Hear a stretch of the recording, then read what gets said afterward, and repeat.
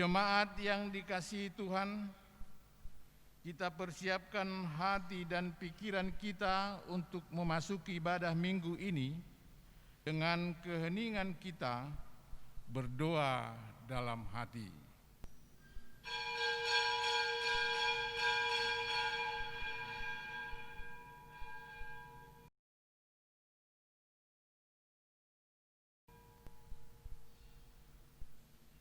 Amin.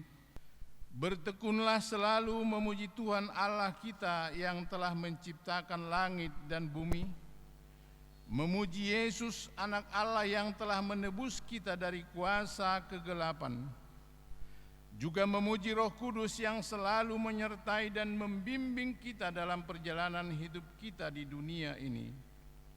Bekerjalah untuk Tuhan.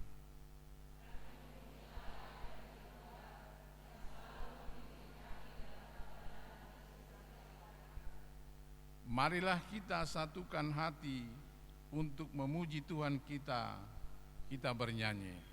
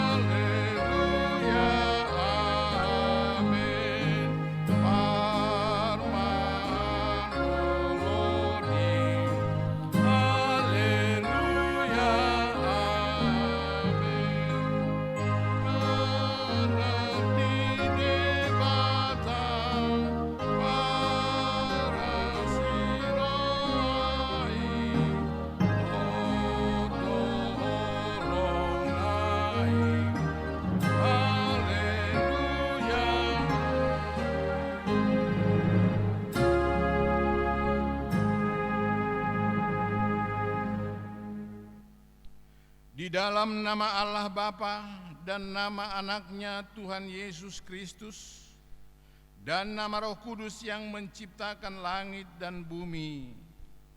Amin. Dengan Allah akan kita lakukan perbuatan-perbuatan gagah perkasa.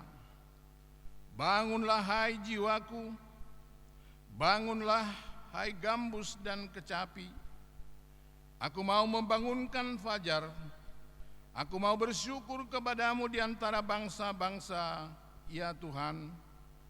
Aku mau bermazmur bagimu di antara suku-suku bangsa. Haleluya.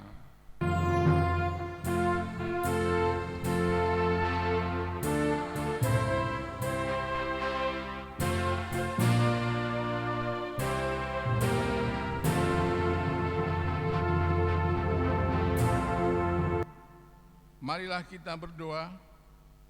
Ya Tuhan Allah Bapa kami yang Maha Kasih, kami berkumpul di tempat ini memohon dari segenap hati kami. Kuatkanlah iman kami agar dapat memiliki cara hidup yang baik sesuai dengan kehendak-Mu. Jaga dan peliharalah kami sampai pada akhir hidup kami, oleh karena anak-Mu Yesus Kristus Tuhan kami. Amin. Kita bernyanyi dari King James buku ND nomor 114 ayat 2.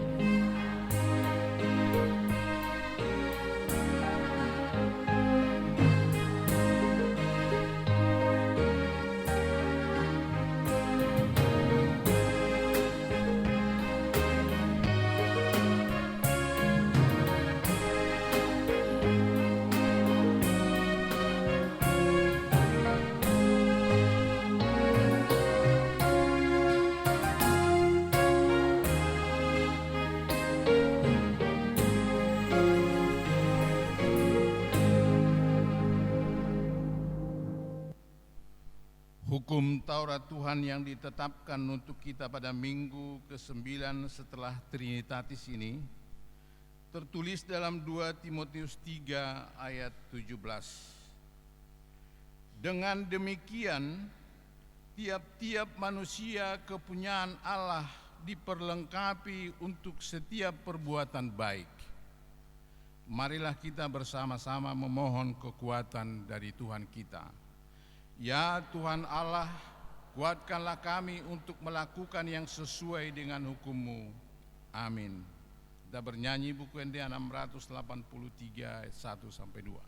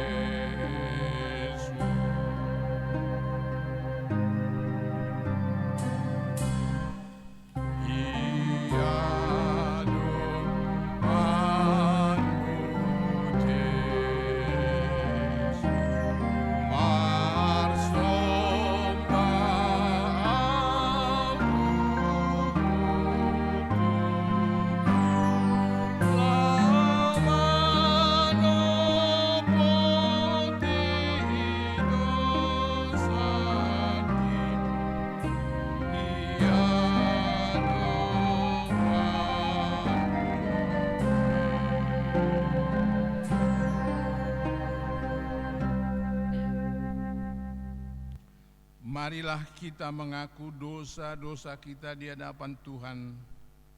Kita berdoa. Ya Tuhan Allah, kami mengucap syukur kepadamu atas persekutuan yang kudus yang Engkau perbuat. Kami kembali dapat menikmati persekutuan dalam ibadah kami pada hari ini. Atas perlindungan-Mu dan penyertaan-Mu, kami dapat melalui hari-hari kami dan beribadah saat ini. Kami tetap memohon kepadamu ya Allah, turutlah dalam memulihkan dunia ini dan juga pulihkanlah jemaat-Mu yang terpuruk akibat masa-masa pandemi ini. Jangan biarkan kami hidup dalam kekhawatiran, tetapi kuatkan dan teguhkan iman kami untuk selalu bersandar kepadamu saja, agar kami selalu berserah diri ke dalam tangan pengasihan-Mu. Janganlah biarkan iman kami tersesat.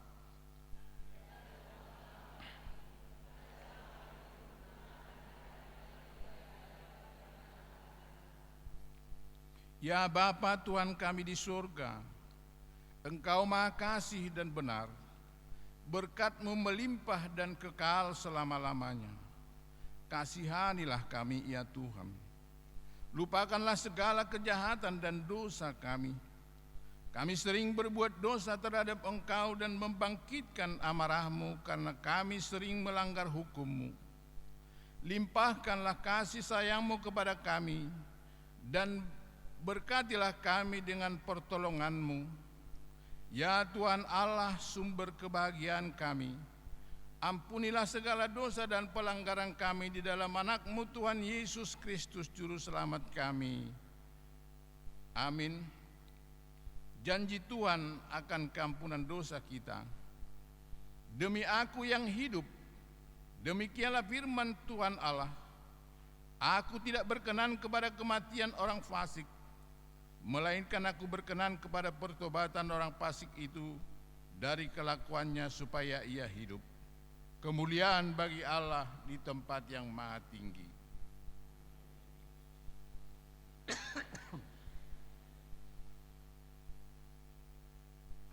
Kita bernyanyi dari buku ND 128 ayat 4 sampai 5.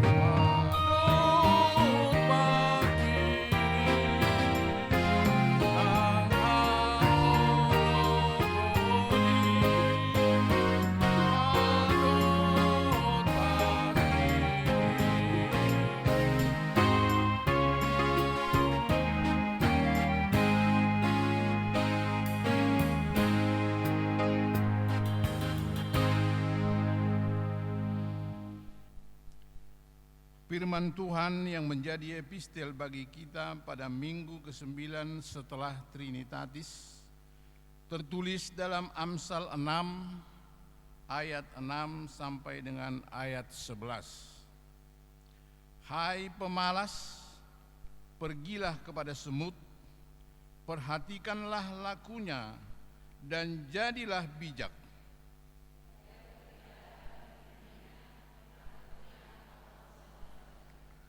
Ia menyediakan rotinya di musim panas dan mengumpulkan makanannya pada waktu panen.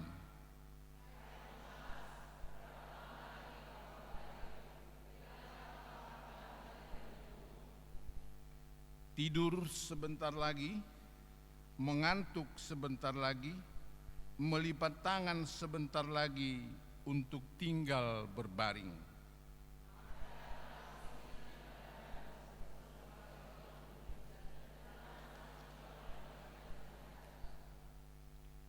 Demikian pembacaan firman Tuhan. Berbahagialah yang mendengarkan firman Tuhan dan memeliharanya dalam hatinya. Amin. Kita bernyanyi dari nomor 701 ayat 1 tambah 3.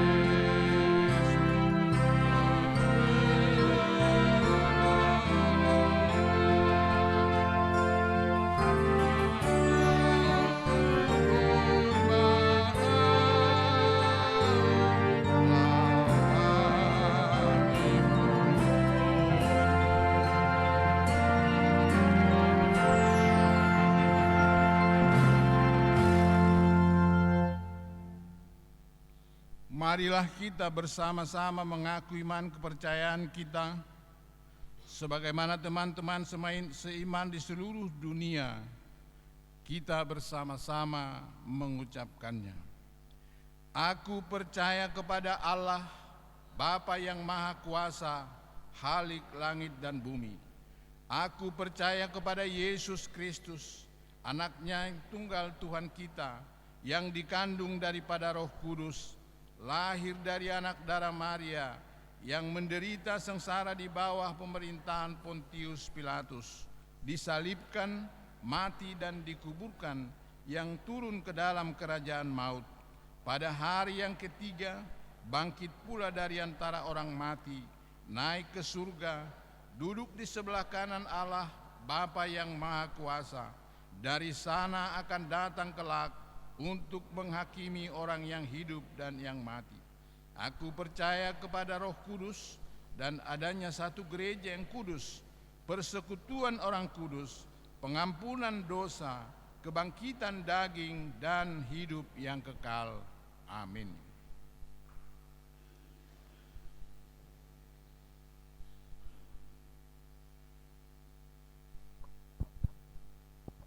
Salam. Marilah kita dengar warta gereja selama 1 minggu ini. Yang pertama, minggu kita yang ke-9 setelah Trinitatis, topiknya bekerja untuk Tuhan, marhobas dituhani. Yang kedua, pensiun.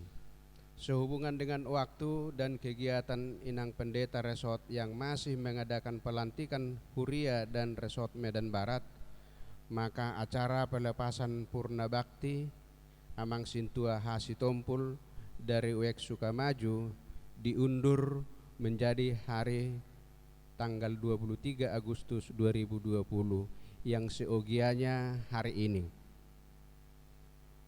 Baptisan Kudus pada hari ini 9 Agustus 2020, pada saat kebaktian sesi yang kedua, gereja melaksanakan baptisan dewasa kepada seorang anak calon jemaat dari UEK BTN Sadakata. Yang berikutnya mohon dukungan doa. Mohon dukungan doa untuk menyembuhkan dan pemulihan dari penyakit Ibu Selmi Borusilalahi, istri Bapak R. Sinaga dari UEK Taman Melati. Tuhan memberkati. Yang berikutnya, telah meninggal dunia saudara kita Ridwan Hutapea R. Borunababan hari Sabtu kemarin dari UEK BTN UEK Taman Melati. Berikutnya ulang tahun.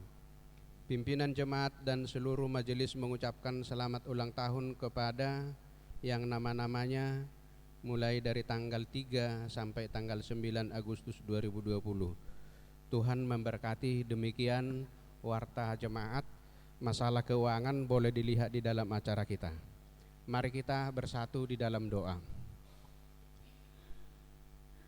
Segala puji dan syukur kami naikkan ke hadirat-Mu Bapa Surgawi atas segala kebaikan dan penyertaan-Mu bagi kehidupan kami hingga pada saat ini masih beroleh kesehatan dan kami boleh mengikuti kebaktian untuk memuji dan memuliakan nama-Mu. Tuhan, kami sungguh berterima kasih dan bersyukur atas sertaan-Mu selama seminggu di dalam kehidupan kami.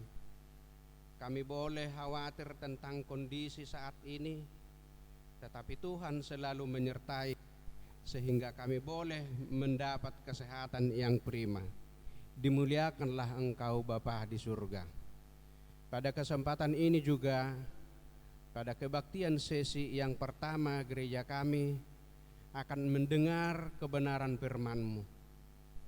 Kami undang Tuhan Yesus untuk hadir di tempat ini agar roh-Mu-lah yang memimpin kebaktian ini menjadi husuk dan ikut akan keinginan dan perintah-Mu.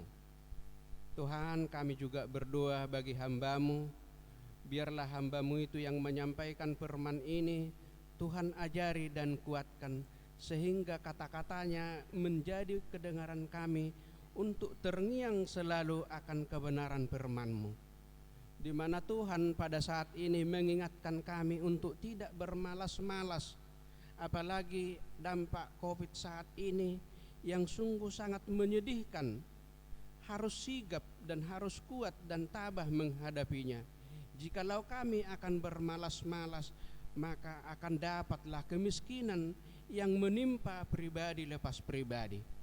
Tuhan Yesus, kami sungguh bersyukur Tuhan Yesus sangat baik bagi kehidupan kami. Pada kesempatan ini juga kami berdoa bagi semua anak-anak yang sangat rindu untuk bersekutu dengan kebenaran firman-Mu beserta saudara-saudara kami yang lansia. Kami doakan sekalipun mereka tidak ikut di rumah-Mu untuk memuji dan memuliakan nama-Mu, mereka di rumah Tuhan selalu memuji, mereka di rumah Tuhan selalu mengucapkan syukur atas kerinduannya untuk bersekutu dengan firman-Mu. Lindungi mereka saudara-saudara kami yang lansia, lindungi anak-anak kami yang belum diperkenankan sesuai dengan protokol kesehatan. Terpuji dimuliakan Engkau Bapa. Kami juga berdoa bagi saudara kami, keluarga almarhum Ridwan Hutapea, Inang Buru Nababan, yang di saat ini sungguh bersedih karena sudah menghadap Tuhan. Kami doakan semua keluarga, semua kegiatan dan acara-acara pemberangkatannya, biarlah Tuhan yang memimpinnya. Terpuji Engkau Bapa di surga, hanya kepadamu lah kami bersandar, hanya Tuhanlah yang tahu tempat kami untuk mengadu. Dimuliakan Engkau Bapa.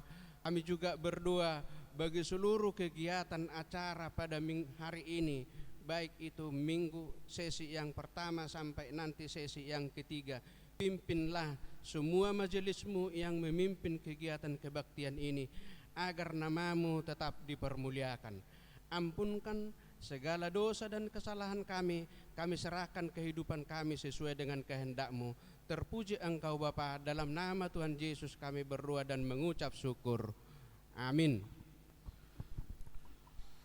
Mari kita menyerahkan persembahan kita, persembahan 1A dan 1B, sesuai dengan kotak yang disediakan. Kita bernyanyi dari buku Ende nomor 471.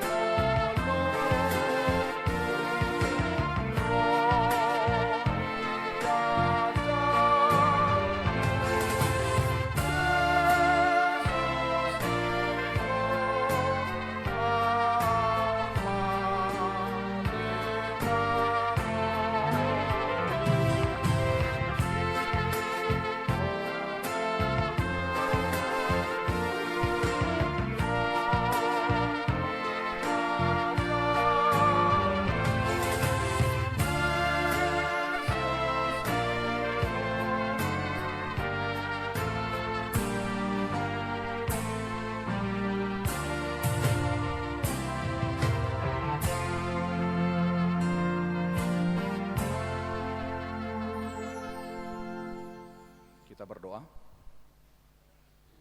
Damai sejahtera dari Allah Bapa yang melampaui segala akal, itulah kiranya yang memelihara hati dan pikiranmu sekalian.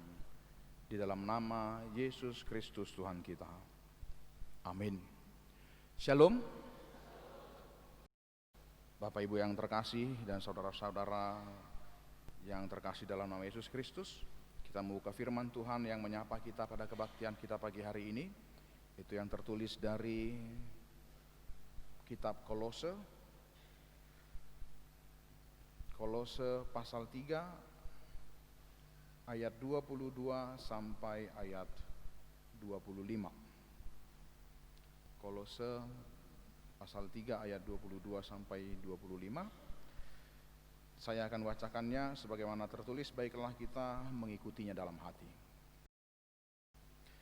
Hai hamba-hamba, taatilah Tuanmu yang ada di dunia ini dalam segala hal.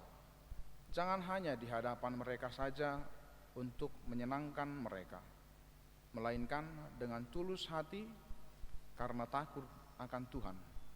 Apapun juga yang kamu perbuat, perbuatlah dengan segenap hatimu, seperti untuk Tuhan dan bukan untuk manusia. Kamu tahu bahwa dari Tuhanlah kamu akan menerima bagian yang ditentukan bagimu sebagai upah. Kristus adalah Tuhan dan kamu hambanya.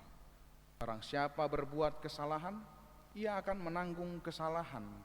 Ia akan menanggung kesalahannya itu, karena Tuhan tidak memandang orang.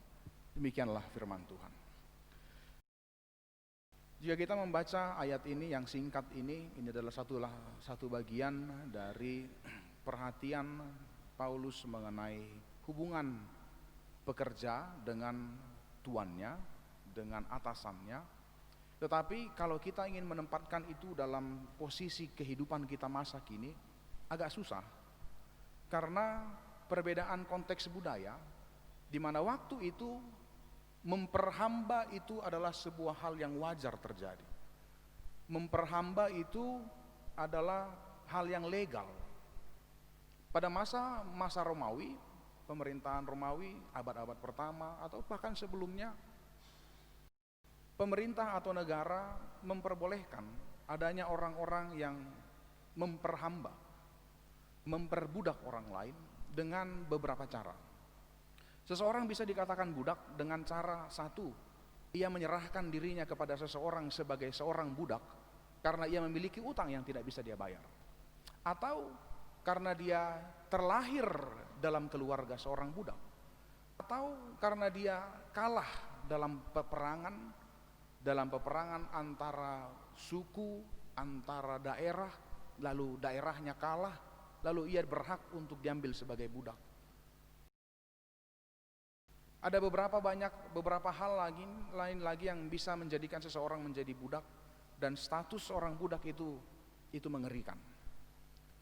Separah-parahnya pembantu pada masa ini, saya rasa tuannya masih berpikir untuk membunuh budaknya. Tapi pada masa itu status seorang budak itu benar-benar hampir sama dengan properti atau barang. Budak itu tidak memiliki hak apapun selama dia diperbudak. Memang bagi orang Yahudi ada ketentuan bahwa jika ada budak, maka budak itu tidak bisa dipukul, budak itu tidak kau bayar, kalaupun dia budak engkau harus memberikan bayarannya. Tetapi di kondisi orang Romawi pada masa itu, perbudakan itu adalah sebuah hal yang mengerikan. Karena itu jika Paulus ingin membela seorang budak, tentu saja dia sendiri akan mengalami banyak benturan. Karena bagaimana mungkin Paulus membebaskan budak-budak ini sedangkan negara sendiri memperbolehkan perbudakan terjadi. Karena itu ketika Paulus ingin membela hak orang-orang yang tertindas, para budak-budak ini, para hamba-hamba ini, dia pertama kali mengatakan, hai engkau hamba-hamba, taatilah tuanmu. Dalam arti engkau harus menghormati, engkau harus menuruti tuanmu. Tapi pemahaman ini harus dilanjutkan lagi sampai kita membaca pasal 4 ayat 1, bahwa Paulus bukan hanya menyuruh para budak-budak untuk menuruti tuannya, tapi Paulus juga menganjurkan para tuan, baiklah engkau menjadi tuan yang adil bagi hambamu. Karena kalau kita hanya membaca sekedar ayat 22 sampai ayat 25, yang kita dapat itu hanya seperti si Paulus ini setuju dengan perbudakan dan bahkan menganjurkan agar para budak untuk mentaati tuannya dengan sama kadarnya dengan mentaati Tuhan. Bukan, ini akan berkelanjutan sampai ayat pasal 4 ayat 1. Lalu apa yang ingin dikatakan pada masa sekarang ketika kita harus berhadapan dengan masa yang dikatakan modern, di mana perbudakan sudah tidak ada lagi, di mana tidak ada lagi perhambaan, baik itu secara legal, tidak ada lagi yang bisa memperbolehkan seseorang untuk menempatkan orang lain lebih rendah statusnya daripada dirinya sendiri. Itu kenyataan undang-undang masa sekarang. Tapi kalau kita berbicara perbudakan, apakah perbudakan itu hanya sekedar seorang pembantu kepada majikannya? Seorang majikan kepada keluarga pembantunya? Apakah berbicara mengenai perbudakan itu hanya sekedar hubungan antara pekerja dengan karyawannya? Karena perbudakan modern, perbudakan abad ini sudah lebih berkembang daripada perbudakan pada masa Paulus. Kita harus mengakui bahwa ketika saya bekerja, saya adalah hamba dari bos saya. Ketika saya berada di posisi karyawan, saya harus mengakui bahwa saya memiliki tuan, yaitu bos saya. Siapapun yang hierarkinya lebih tinggi dari saya, itu adalah tuan saya. Dan saya harus menghormati dan menuruti dia, sama seperti saya menuruti Yesus Kristus sebagai Tuhan saya. Nah, ini yang perlu diperhatikan. Saya menghormati Tuhan saya menghormati bos saya, sebagaimana saya patuh kepada Yesus Kristus, sebagaimana saya patuh kepada Allah itu sendiri.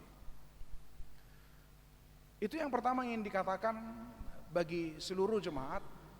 Memang benar Paulus itu mengatakan patuhlah kepada bosmu, patuhlah kepada tuanmu. Agar seseorang itu memiliki pemahaman ketika saya bekerja, saya ini adalah seorang suruhan yang harus merendahkan posisinya. Sepintar apapun saya, sehebat apapun saya harus menunjukkan bahwa saya ini masih adalah seorang karyawan. Saya tidak lebih hebat daripada bos saya. Karena jika perusahaan itu hancur, yang disalahkan adalah bosnya, bukan karyawannya. Ketika perusahaan itu rusak, bos yang baik tidak akan pernah menyalahkan karyawannya, tapi dia akan menyalahkan dirinya yang tidak bisa mengatur para bawahannya. Ketika sebuah pekerjaan itu gagal, yang disalahkan itu bukan orang-orang secara keseluruhan. Siapa yang bertanggung jawab di pekerjaan ini? Itulah yang dipertanggungjawabkan. Demikian juga halnya dengan keluarga. Setiap orang dalam keluarga merupakan sebuah kesatuan antara bos dan bawahan. Artinya begini, Kristen tidak mengatakan laki-lakilah yang menjadi bosnya. Bukan juga seperti tradisi kawan kita orang Minang juga, bukan berarti perempuan yang menjadi bosnya. Walaupun Alkitab mengatakan laki-laki itu memiliki sebuah posisi penting. Hai istri-istri, patuhilah suamimu sebagaimana engkau patuh kepada Yesus Kristus. Tapi jangan lupa, suami-suami juga dikatakan, hai suami-suami, engkau juga harus mengasihi istrimu sebagaimana Kristus mengasihi jemaatnya. Jadi posisinya sebenarnya dalam sebuah keluarga, suami istri bukanlah suami istri yang atasan dan bawahan. tapi suami istri yang menjadi rekan kerja yang menunjukkan bahwa mereka adalah kepala keluarga. Dan kalau keluarga itu hancur, keluarga itu rusak, keluarga itu berantakan, sebenarnya bukan salah seorang anak, bukan salah dari keturunan-keturunannya. Yang salah adalah orang tuanya. Tidak ada anak yang terlahir jugu lamangenang. Tidak ada anak-anak yang terlahir pembohong. Tidak ada anak-anak yang terlahir pemalas. Yang ada seorang anak yang dilatih menjadi seorang pembohong, yang dilatih menjadi pemalas.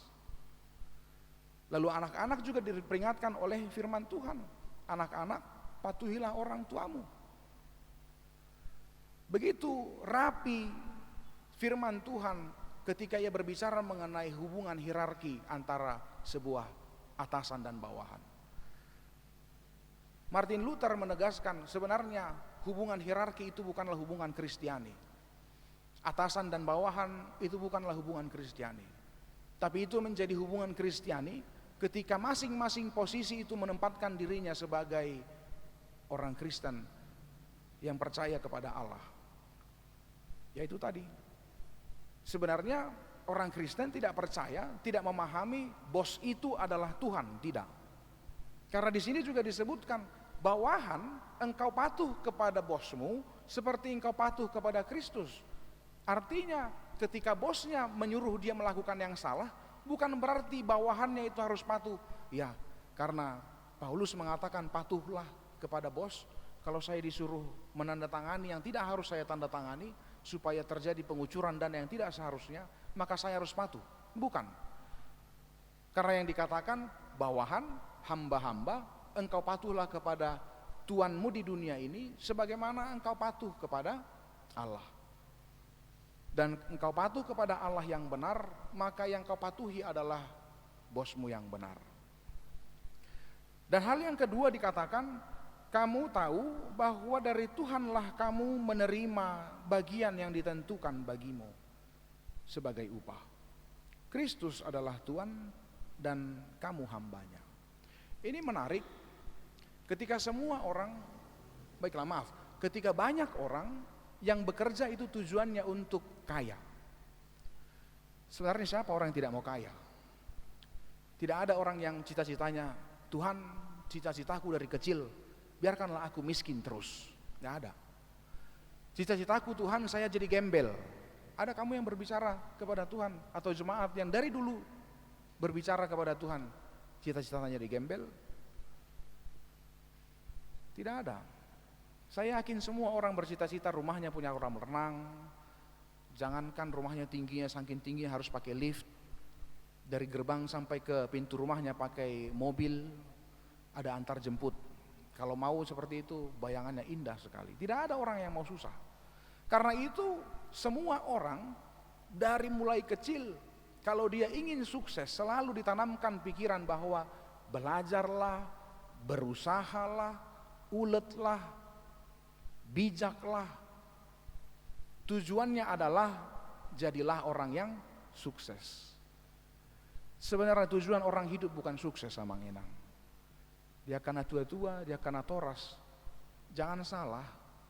Jangan tanamkan impian kepada anak, jadilah orang kaya seperti Bill Gates. Jangan. Tapi tanamkanlah kepada mereka, jadilah orang yang benar. Karena apa? Karena Tuhan tahu bagian-bagian yang harus diberikan kepada setiap orang. Takaran-takaran yang harus diberikan kepada setiap orang. Adalah benar kalau orang tua mempersiapkan anaknya memiliki pendidikan, memiliki keahlian. Karena Tuhan juga tidak akan memberikan posisi yang baik kepada orang-orang yang belum pantas untuk menerimanya. Saya berharap menjadi Evorus, contohnya. Saya berharap menjadi Evorus. Lalu sekarang pada saat sinode saya sudah kampanye. Sama saja bohong. Tidak akan mungkin terpilih. Seorang karyawan yang baru lulus dari kuliah, masih fresh graduated, masih baru lulus dari kuliah, lalu dia bermimpi untuk menjadi kepala cabang dari sebuah bank yang terkenal. Tidak mungkin. Tidak mungkin. Orang harus mempersiapkan dirinya, tapi bukan berarti dia mempersiapkan dirinya untuk memiliki kekayaan. Setiap orang memiliki bagiannya sendiri. Karena itu ketika Anda mencuri bagian orang lain yang bukan bagianmu. Jadi jangan berpikir untuk menjadi orang yang materialistis. Cita-cita itu memiliki mobil, umur 30 sudah memiliki rumah yang besar, umur 35 memiliki istri yang juga karyawan terkenal. Bukan itu tujuan hidup. Janganlah engkau berpikir, di ayat 24 kamu tahu bahwa dari Tuhanlah kamu akan menerima bagian ditentukan bagimu. Bagian kita sudah ditentukan. Dalam arti ditentukan, Allah melihat kemampuan seseorang untuk menerima berkat yang akan diberikan olehnya. Bukan berarti predestinasi, bukan berarti takdir. Tuhan lihat, engkau ditipu pun, keuntunganmu lari pun daripadamu karena kejahatan orang lain, Tuhan akan mengganti itu kalau emang engkau mampu untuk menerimanya. Melamar Anda di beberapa perusahaan selama 1 tahun tidak ada yang pernah menerima. Jangankan menerima, wawancara aja tidak. Jangan putus asa dan berpikir bahwa engkau tidak berguna. Tetaplah berusaha sampai Allah lihat sebenarnya dia ini adalah orang yang pas. Terkadang Allah melihat orang yang gampang diberi itu akan gampang melupakan. Sama dengan uang, ketika Anda dapat uang gampang, uang itu akan cepat melayang. Tapi ketika Anda bersusah payah, berkeringat untuk mendapatkan uang 1.000 rupiah, 10.000 rupiah, 20.000 rupiah, nominal yang terkecil, Anda harus bercucur keringat untuk mendapatkannya. Maka menghabiskan 5.000 pun Anda akan berpikir. Allah juga kadang melihat seperti itu. Tunggu dulu, sebenarnya dia mampu, sebenarnya dia bisa, sebenarnya dia karyawan yang baik, sebenarnya dia pekerja yang baik. Tapi hanya ada satu kekurangannya. Dia gampang mendapat, dia akan gampang melupakan. Lalu Allah ingin melihat, usahakanlah dulu. Berusahalah untuk menyatakan atau menunjukkan dirimu kepada Allah. Tuhan, ini loh aku sudah berusaha, dan aku rasa aku layak untuk mendapatkan yang aku inginkan. Kalau belum, tetaplah berusaha. Yang terakhir, barang siapa berbuat kesalahan, ia akan menanggung kesalahannya itu, karena Tuhan tidak memandang orang. Tidak memandang orang ini diperuntukkan Paulus bagi kedua pihak sebenarnya. Semua orang, baik itu seorang hamba, baik itu seorang tuan, hamba juga pernah salah, tuan juga pernah salah. Hamba bisa salah dan tuan juga bisa salah. Kalau kita baca di pasal 4 juga dikatakan hal yang hampir sama mengenai bagaimana Tuhan melihat hambanya. Tapi bagi hamba juga dikatakan, jangan engkau takut akan kesalahan orang lain, dan juga takutlah akan kesalahanmu. Karena setiap orang yang salah pasti akan menerima konsekuensinya. Ketika saya salah, saya tidak perlu lagi takut untuk menerima konsekuensinya, karena itu harus. Ketika Anda kurang, Anda jangan lari dari konsekuensi, karena itu curang. Anda ingin memiliki pekerjaan yang bagus, tapi Anda merasa tidak perlu untuk kerja keras, maka konsekuensinya adalah pekerjaanmu akan lama untuk berkembang. Jika orang-orang ingin merasa bisnisnya maju, lalu yang dia tahu hanya duduk-duduk, goyang-goyang kaki, pegang-pegang handphone, baca-baca gosip, itu aja terus kerjanya, bisnis tidak akan berjalan. Itu konsekuensi.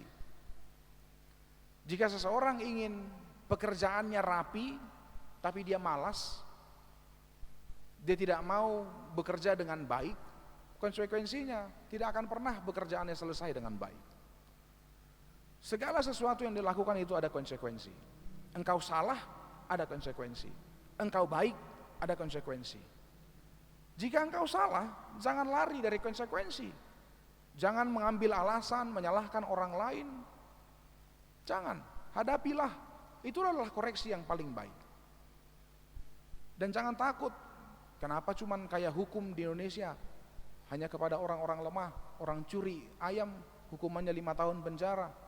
Itu yang sudah miliaran bisa jalan-jalan keluar masuk ke Indonesia walaupun akhirnya tertangkap. Banyak hal seperti itu yang terjadi di negara-negara, bukan hanya di Indonesia. Kenapa seorang nenek-nenek yang menebang pohon langsung bisa dipenjarakan pada saat pengadilan pertama? Kenapa orang lain yang sudah korupsi triliunan harus dipadili berkali-kali, berpanjang-panjang untuk menutupkan hukumannya? Tapi bagi orang percaya, jangan takut, karena kesalahan itu akan diberikan konsekuensinya. Itulah yang ingin diajarkan oleh Paulus kepada orang Kolose, sehingga setiap orang bisa bekerja dengan baik. Ketika saya bekerja, saya pegang ini. Ketika Anda bekerja, Anda pegang ini.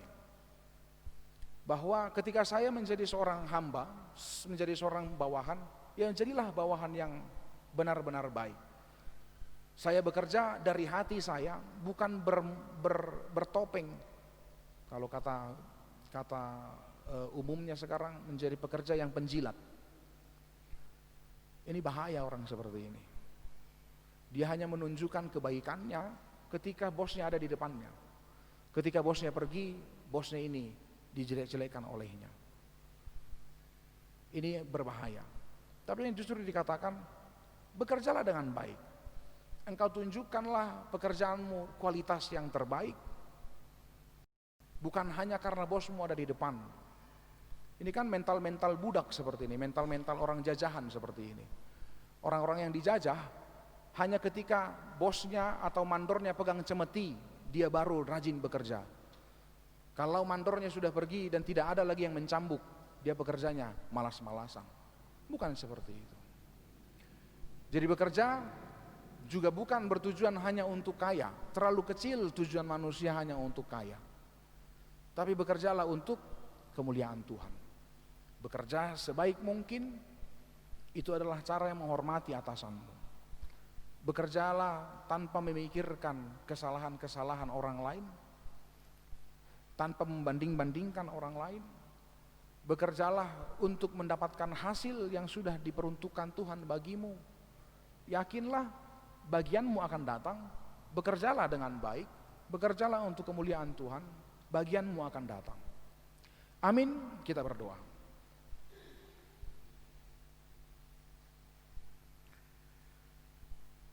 Terima kasih Bapa atas penyertaan-Mu, atas hari yang indah kami dapat berkumpul kembali memuliakan nama-Mu. Dalam ibadah ini Tuhan, kami memohon agar Roh Kudus-Mu mengajari kami bahwa kehidupan kami akan penuh dengan kesusahan. Tapi kuatkan kami berusaha untuk menghadapi pergumulan-pergumulan hidup kami. Kami tahu Tuhan, kami adalah para hamba-hamba. Dan melalui firman-Mu Engkau ajari kami untuk bekerja sebaik mungkin. Bukan untuk menjadi kaya ya Tuhan. Kesuksesan yang kami kejar bukanlah harta material, tetapi kesuksesan yang kami kejar adalah kemuliaan nama-Mu melalui pekerjaan kami.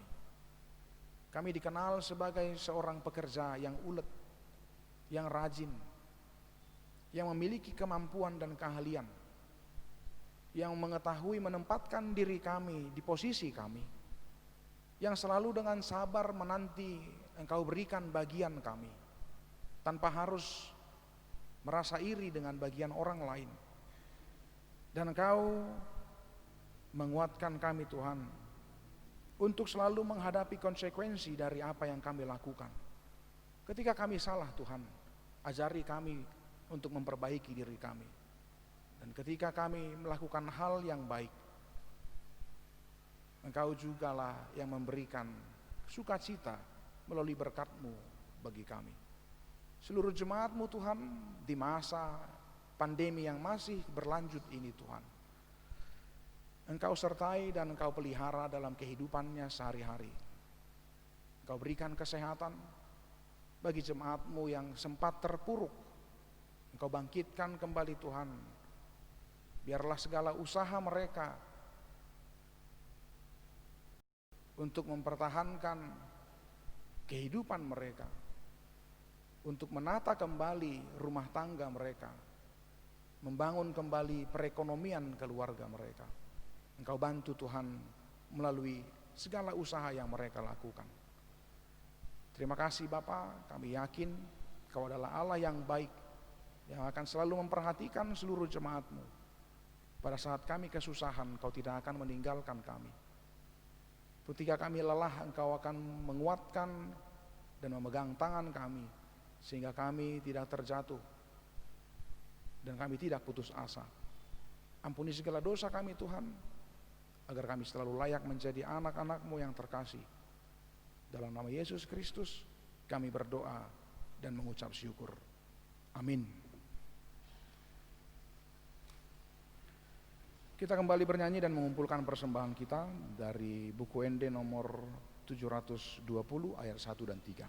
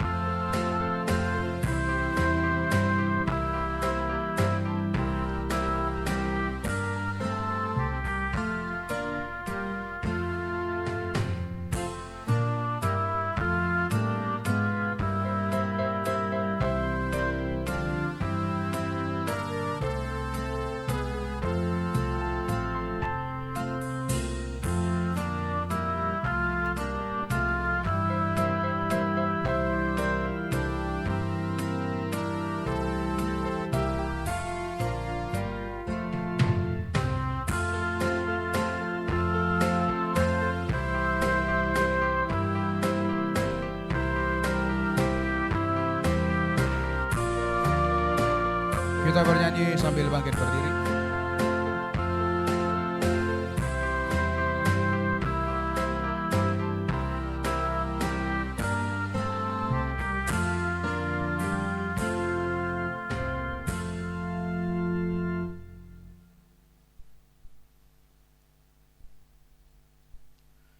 Terpujilah Tuhan Allah yang telah menyapa kita melalui firman-Nya, supaya kita benar-benar bekerja untuk Tuhan dengan ketaatan dan ketulusan hati dalam takut akan Dia. Kita akan menerima upah dari Tuhan sesuai dengan ketaatan kita kepadanya.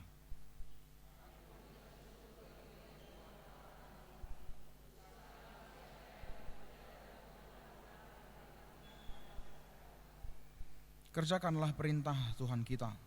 Kerjakanlah pekerjaan yang diberikan Tuhan bagimu, seperti bekerja untuk Tuhan. Apapun juga yang kamu perbuat, perbuatlah dengan segenap hatimu, seperti untuk Tuhan dan bukan untuk manusia. Kamu tahu bahwa dari Tuhanlah kamu akan menerima bagian yang ditentukan bagimu sebagai upah. Kristus adalah Tuhan dan kamu hambanya. Sebab itu pergilah ke dunia ini, lakukanlah pekerjaanmu dengan memegang teguh firman-Nya dalam hidupmu.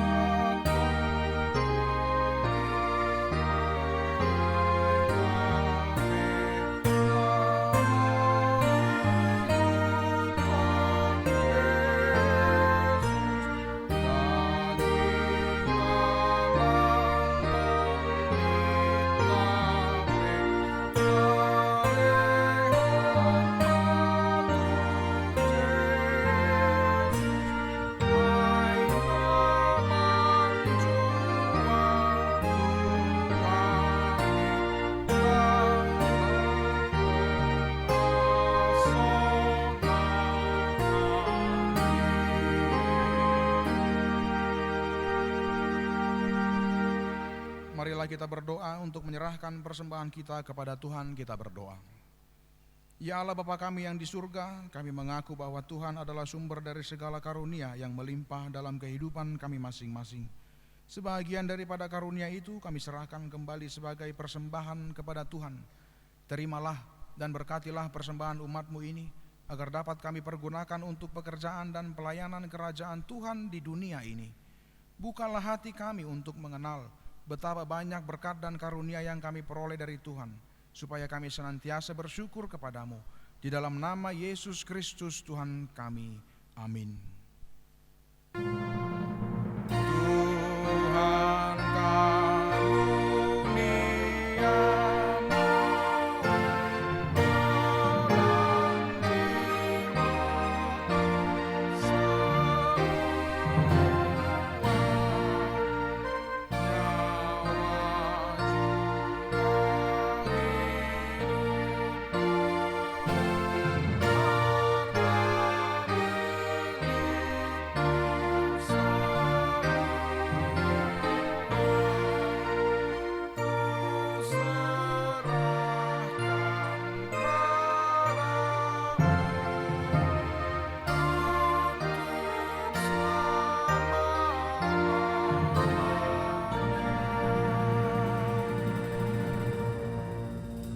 Bapa kami yang di surga, dikuduskanlah nama-Mu. Datanglah kerajaan-Mu, jadilah kehendak-Mu di bumi seperti di surga. Berikanlah kami pada hari ini makanan kami yang secukupnya, dan ampunilah kami akan kesalahan kami, seperti kami juga telah mengampuni orang yang bersalah kepada kami. Dan janganlah membawa kami ke dalam pencobaan, tetapi lepaskanlah kami daripada yang jahat.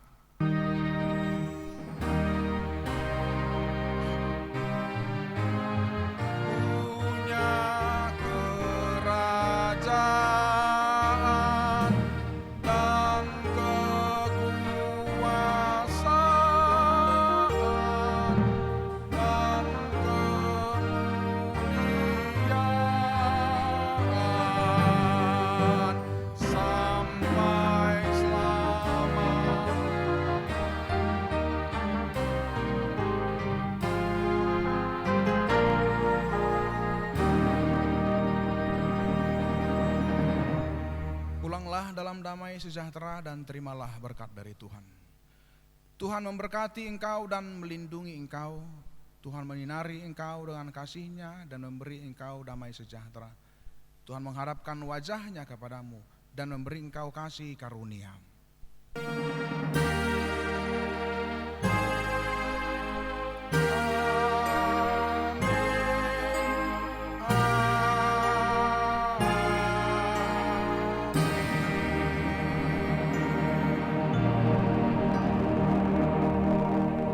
Selamat hari Minggu untuk kita.